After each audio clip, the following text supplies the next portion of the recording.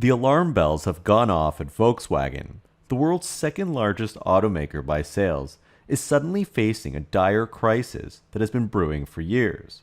Financial and operational challenges have now escalated, causing a stunning 42% decline in profit.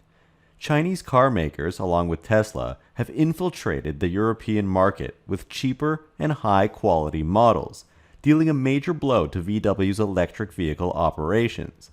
Now Volkswagen has been prompted to take a series of drastic actions that could potentially make or break the 87-year-old automaker. In early October, Volkswagen reported shocking quarterly results. On the surface, global deliveries were down 7%, but expectations for segments like passenger cars have been fairly low, as they have remained relatively flat for years. And while North and South America delivered some decent unit growth, China and Asia Pacific, where roughly 40% of Volkswagen sales come from, were in a devastating freefall. In the first 9 months of this year, China was down 10% and Asia Pacific down 18%. But upon closer inspection, the numbers are even more frightening. That was for the first 9 months of the year, but just in the third quarter alone, China dropped 15%, with Asia Pacific down an astounding 26%, suggesting that the decline is only getting worse. Now, these percent declines represent Volkswagen Group as a whole, which is made up of Audi, Porsche, Lamborghini, and the Volkswagen brand itself, who predominantly produce and sell gas-powered vehicles. Meanwhile, China has been pushing heavily towards electric vehicles, and according to Tesla's third quarter report, China as a country now holds more EV market share than the rest of the world combined. It's the most competitive EV market in the world, which is why companies need to have a reasonably priced and compelling electric product in order to compete in China. And it's also why Europe and the United States are worried about competition from China pouring over into their countries and have enacted large additional tariffs on Chinese electric cars. But Tesla's Model Y, for instance, continues to post strong numbers, still making Tesla a force to be reckoned with even in China. On the other hand, Volkswagen's EV sales have been somewhat mixed. Globally, the electric segment hasn't been good for VW this year, with negative to little growth. Sales declined almost 10% year over year in the third quarter to 189,000 EVs overall. And Volkswagen is impressively one of the largest EV makers in the world.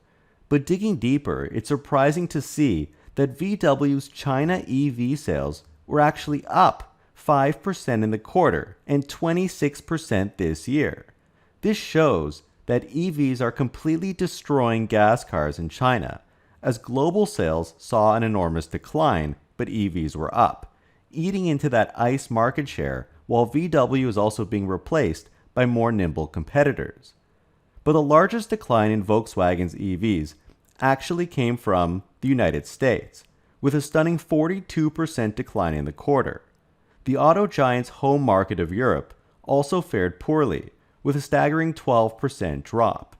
This may be due in part to non-compelling EV models, but North America, for instance, has been in the midst of EV winter, despite tens of billions of dollars being thrown at EVs by the Biden-Harris administration, with automakers pulling back on EVs and pushing their hybrid vehicle lineups, with many plug-in hybrids qualifying for EV tax credits as well, kind of defeating the purpose, because this is the exact opposite of what's happening in China, which may not bode well in the future when ferocious Chinese competitors inevitably bring their EVs to other countries. Scaling back projects risks falling even further behind in the global EV race and ultimately losing more market share in a technology that will ultimately dominate the entire vehicle market. But at Volkswagen, the writing has been on the wall for years. For one thing, they've seen delays in their vehicle launches, and the company has been plagued by software issues, especially because 90% of VW's software has historically been outsourced, making it very challenging to integrate software from various suppliers. Elon Musk was even brought in by former CEO Herbert Diess to give a pep talk to VW's management teams, as Tesla develops virtually all of their software in-house, meaning they have full control over it, which enables higher quality and faster updates. This is one of the things that Herbert Diess was pushing for as well, not just to go electric, but to build more software in-house with their CARIAD division. In contrast, current CEO Oliver Blume is more open to other types of synthetic fuels and not just EVs, but he also finds it perfectly acceptable to work with external partners like Bosch and Continental, especially in software, and not bring it in-house. And some may consider switching out Diess for Blume a fundamental error at the company. Software will ultimately become, and already has become in many ways, the key differentiator between different vehicle products. However, CEO Oliver Blume is a cost cutter.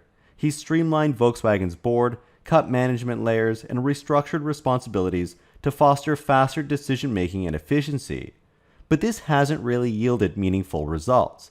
Now, with all of the major declines within Volkswagen's business, Oliver Blume is taking cost-cutting to the next level and making big decisions that have been unprecedented at the company. Volkswagen has now proposed plans to cut wages for all of its workers by 10% for up to 2 years, with wage freezes and no bonuses. 10% may not seem like a huge number, but it could have drastic downstream effects. The company has spent almost 10 billion euros, roughly the same as 10 billion US dollars, so far this year on administrative expenses and 16 billion on distribution expenses. Now, not all of this is related to wages, but if we look at R&D, for instance, they're up to 13 billion euros in the first 9 months of the year. A 10% haircut would indeed save billions of euros. However, there are a few catches. European unions are quite powerful and plan to stand in their way. But also Volkswagen holds 51 billion euros of cash in the bank on its balance sheet. Meanwhile, they plan to invest billions more into Rivian, which is one of their current investments. And so, cutting wages by 10% looks great on paper, but it could have devastating short-term and long-term effects on employee morale, especially since VW has quite the sum of money on its balance sheet. It can technically afford to pay employees their full salaries, and seemingly it could be perceived that they want to take money away from their employees and give it to other companies, i.e. Rivian. In exchange, VW essentially wants employees to work harder and get them out of this rut that the company finds itself in. But who's going to want to do that if they're not being treated in the right way? The company relies almost fully on its employees, and so by taking these measures, people won't be motivated to work as hard, and the good workers will leave the company and go to competitors, especially in Germany, where Tesla has set up shop and is always eager to hire good employees. Tesla has plenty of experience competing with the most intense of the largest tech companies in Silicon Valley, and as a matter of fact, they reportedly just raised salaries by 4% at Giga Berlin, their factory in Germany, completely unrelated to any unions, and even stating that they're doing this while the rest of the industry cuts wages and jobs. And so this might be VW's biggest mistake, to put down the exact people they need to innovate and transform the company, in the name of saving an amount of money that may not actually be worth it for what Volkswagen is giving up. Moreover, in an unprecedented move for the company, Volkswagen is contemplating the closure of at least 3 factories in Germany. This would mark the first time in its history that the manufacturer has shut down plants in its home country, signaling deep structural changes. The planned layoffs are described as being in the tens of thousands, aiming at streamlining operations to match the reduced market demand and competition from lower-cost producers, notably from China. Volkswagen is a slow-moving monster company, and closing plants is probably something that should have been done years ago. The company has 136 factories, producing cars and components for vehicles. It's like the Titanic, especially when you consider that Tesla, which notably only produces a fifth of what Volkswagen does, but does so with just 4 or 5 major factories worldwide.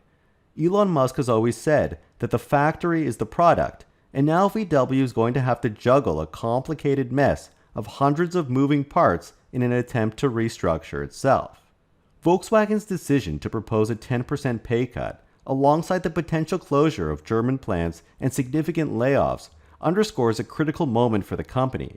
These moves are driven by the need to adapt to an evolving automotive industry, characterized by fierce competition and a pivot towards electric vehicles. While these steps might stabilize or even enhance Volkswagen's financial standing in the short run, they carry immediate risks to employee relations, which may affect the long-term motivation and innovative ability of the company. So do you think Volkswagen's cost-cutting plan will help turn the company around? What other steps should VW take to bring back growth to the automaker? Don't forget to follow me on X at TMIOTesla. Please hit the like button and subscribe. We would really appreciate that. And a huge shout out to all of our patrons that help to support our channel. Your support helps us to continue to make great content. Thank you guys so much for watching.